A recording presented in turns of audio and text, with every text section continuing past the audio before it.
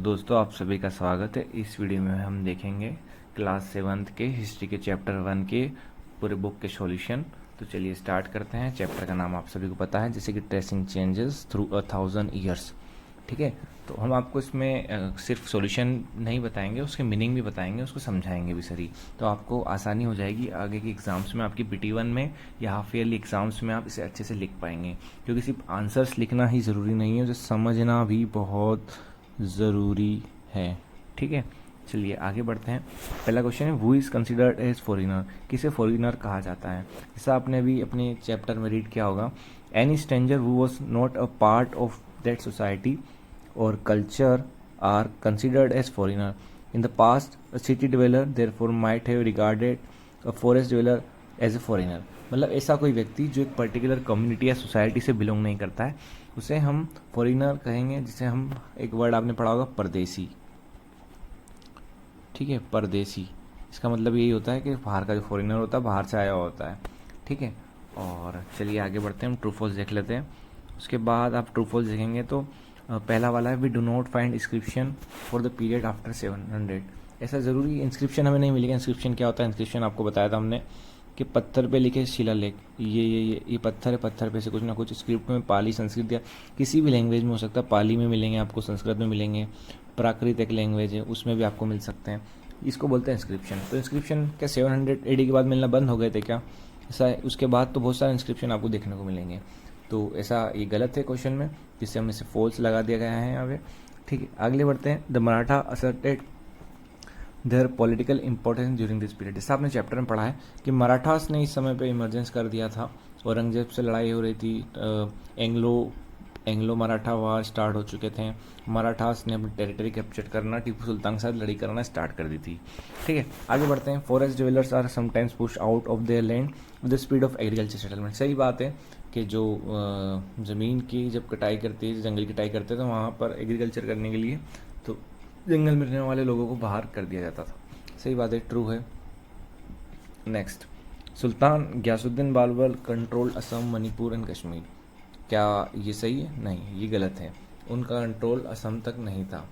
ठीक है, आगे बढ़ते हैं। फिल इन द ब्लैंक्स को देख लिया जाता है। ठीक है, वो what are the archives. Archives एक ऐसी जगह है जहाँ पे मनुस्क्रिप्ट को रखा जाता था। 14th सेंचुरी के क्रॉनिकलर कौन थे? उनका आंसर है जियाउद्दीन बारनी। कौन कौन सी चीज़ें आपको यहाँ पर न्यू क्रॉप्स इंट्रोड्यूस की गई थी उस समय सब कॉन्टिनेंट में? पोटेटोस यानी आलू, कॉर्न मक्का, चिलीज आप समझते हैं मिर्ची, टी एंड कॉफ़ी। ये तो इसको आप हिंदी में बताने की आई थिंक से ज़रूरत नहीं होगी। चलिए आगे बढ़ते हैं। Question number 4। So question number 4 देख लेते हैं। List of the technological changes. क्या क्या टेक्नोलॉजिकल चेंजेस इस पीरियड से एसोसिएटेड देख लेते हैं। आपको देखेंगे पर्शियन व्हील बताया था आपको, एक ऐसा पर्शियन व्हील। ठीक है, आपको उसकी इन्वेंशन की गई थी।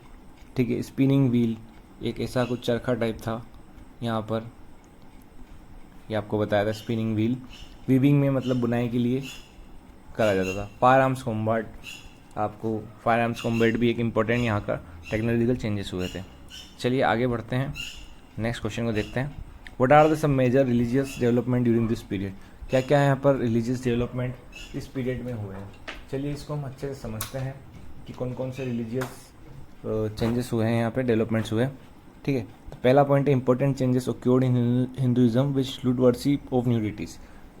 नए नए देवताओं की पूजा करना स्टार्ट हुई थी। टेम्पल के कंस्ट्रक्शन हुए थे, रॉयल्टी हुई थी, ब्राह्मण्स की इंपॉर्टेंस बढ़ी थी। डोमिनेंट ग्रुप ऑफ सोसाइटी थे एक ब्राह्मण, ये हमने पढ़ा। इमरजेंस ऑफ आइडिया ऑफ भक्ति। भक्ति का मतलब होता है लविंग अ पर्सनैलिटी। जैसे मीराबाई का आपने नाम सुना होगा, मीराबाई नाम सुना है आपने? सॉरी, मीरा MIRA, मीराबाई कृष्ण भगवान की डिवोटी थी। और किसी नाम याद आ रहा है आपको? कबीरदास जी। कबीरदास जी भी एक इम्पोर्टेंट व्यक्ति रहे हैं। तो ये सभी हुआ था।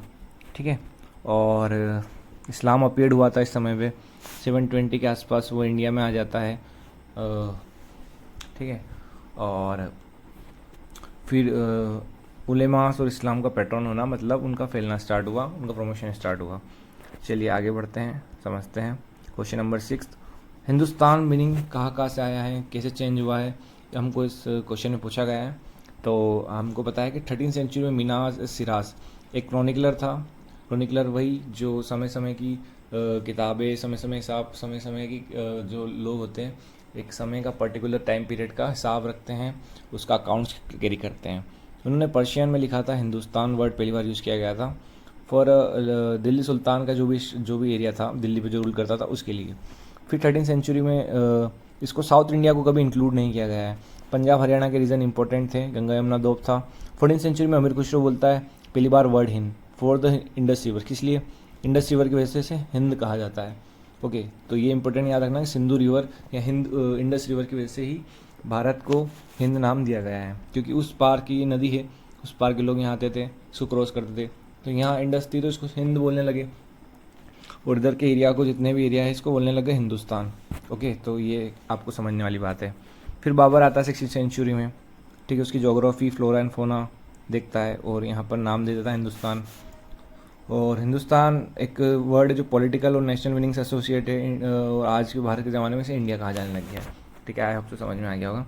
जाति के अफेयर कैसे रेगुलेट होते थे उस ज़माने में, चलिए समझ लेते हैं। तो जाति को असेंबली के जो एल्डर्स थे, जो भी बड़े होते थे जाति पंचायत के, वो मैनेज करते थे। जाति खुद के एक रूल्स एंड रेगुलेशन बनाती थी, कोड ऑफ कंडक्ट होता था उनके मेंबर्स का, और उन सभी रूल्स को फॉलो करना पड़ता था विलेजर्स को। ठीक है, okay. What does the pan regional empire mean? Pan regional का मतलब क्या होता है? An empire which means empire which spanning diverse region. डायने जैसे चोला हो गया, तुगलक्स हो गए, तो पेन एम्पायर भी होता है ना, आज बोलते पेन इंडिया। पेन इंडिया क्या होता है? मतलब पूरे इंडिया में फैला हुआ बिजनेस है भाई, यही होता है पेन इंडिया। पूरे इंडिया में ये इंडिया है, ये अभी आपको समझाने के लिए बता रहा हूँ, यहाँ से यहाँ तक, यहाँ से यहाँ तक, पेन इंडिया, डाइवर्स, बहुत बड़ी बड़ी रीजन्स। क्वेश्चन 9 को भी समझ लेते हैं। आई होप सो आप नोट कर रहे होंगे। अगर आपको कोई भी डाउट होता है तो आप मैसेज कर सकते हैं और चैनल को सब्सक्राइब कर सकते हैं। ये स्टडी पर्पज़ के लिए चैनल है, तो आगे भी ऐसी वीडियोस आती रहेगी। ओके, तो क्या क्या डिफ़िकल्टीज फेस हुई मनुस्क्रिप्ट्स को, हिस्टोरियंस को रखने में? तो क्या आपने पढ़ा जैसे कि यहाँ पर प्रिंटिंग प्रेस नहीं थी, तो स्क्रैप्स को भी कर। स्क्रैप्स का मतलब क्या होता है? स्क्रैप्स मतलब जो व्यक्ति इसका लिखी पढ़ी कर रहा है, ठीक है, वो लिख रहा है। मान लो एक व्यक्ति ने मैन्युस्क्रिप्ट मैंने लिखी, फिर उसके बाद मेरे शिष्य, आप स्टूडेंट है, आपने लिखी, फिर आप भी स्कूल छोड़ के चले गए, आपके नोट से दूसरे स्टूडेंट्स पढ़ रहे हैं, फिर दूसरे स्टूडेंट्स, तो क्या होगा? मैंने जो पढ़ाया 100 दिया, आपने 90 कैच करा, आपने 90 दिया, इधर 80% यहाँ पे लोगों ने लिखा। थोड़ा थोड़ा चेंज हो जाता है ना। आप कॉपी भी करते एग्जाम में, तो आपके फ्रेंड से अगर कभी कॉपी की होगी तो कभी पूरी कॉपी कोई नहीं कर पाता है, ठीक है, इतना समय नहीं मिलता है, या फिर वो है, तो इसे गलत वे में मत ले, चीटिंग ना करें। आगे बढ़ते हैं। यही बताया मैंने, स्मॉल चेंजेस होने लग गए थे।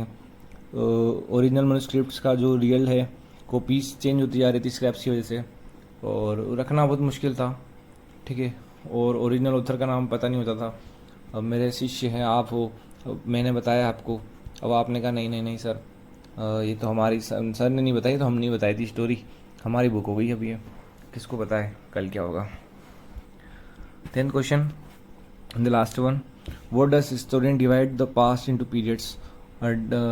Do they face any problems in doing so? क्या प्रॉब्लम हो रही थी? दिक्कत ये थी, बहुत सारी प्रॉब्लम्स थी, देख सकते हैं। ऐसे कुछ सोशो इकोनॉमिक वे में इनको ऑर्गेनाइजेशन को करना था, ठीक है, आइडियल्स ऑफ बिलीफ सबके अलग अलग होते थे, और हिस्टोरिकल यूनिट में रखना बहुत मुश्किल हो रहा था, क्योंकि एक समय पे एक राजा पर्टिकुलर रिलीजन के नहीं होते थे। अगर आप एंशिएंट में भी देखेंगे तो एंशिएंट में क्या होगा कि आपको हिंदू राजा ज़्यादा देखने को मिलेंगे, मिडाइवल में देखोगे तो मुस्लिम, और मॉडर्न में आप देखोगे तो आपको क्रिश्चियन या ब्रिटिश आपको देखने को मिलेंगे, ठीक है। ओके, आगे बढ़ते हैं। Modernity, material progress, intellectual environment, study of time is somewhat dividing the past into larger segments. मैंने वही बताया ना, लार्जर सेगमेंट्स में डिवाइड करने में दिक्कत हो रही थी। मॉडर्निटी चेंज हो रही थी, किस समय कौन सी समय को रखना है, हिस्टोरिकल यूनिट रखने में प्रॉब्लम हो रही, सोशियो इकोनॉमिक में डिवाइड करना था, तो एक बहुत बड़ा टास्क था। तो ये आपके क्वेश्चन कंप्लीट हो गए। आप होप सो आप सभी को समझ में आया होगा, और चैप्टर फर्स्ट के नोट्स और उसे हमने अच्छे से समझा दिया है। ओके, ठीक है, अच्छे से पढ़ाई कीजिए।